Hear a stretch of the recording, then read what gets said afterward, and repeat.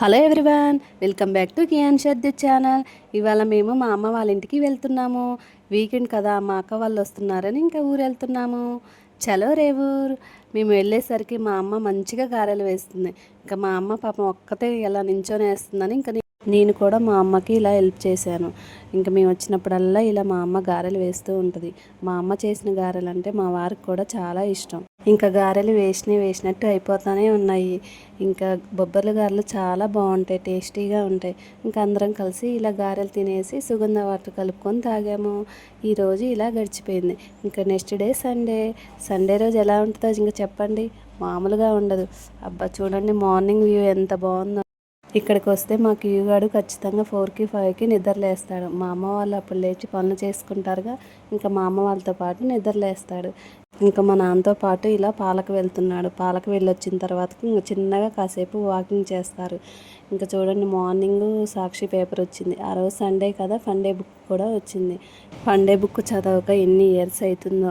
అప్పుడు మా అక్క, నేను, మా చెల్లి ఈ బుక్ కోసం ఒకటే కొట్టుకునే వాళ్ళం, నాకు కావాలి నాకు కావాలి అని. ఎందుకంటే అందుట్లో భలేగా అన్నీ బాగుంటాయి. దాకుడు మూతలు, పద వినోదం, రాశిఫలాలు అవన్నీ చూసుకోవడానికి చాలా అసలు ఇంట్రెస్ట్గా ఉంటాయి. ఇంకా పక్కన మా బాబాయ్ వాళ్ళ ఇంట్లో ఆవులు ఉంటాయి. ఇంకా మా కియుగాడు ఫస్ట్ ఆవుల దగ్గరికే వెళ్తాడు.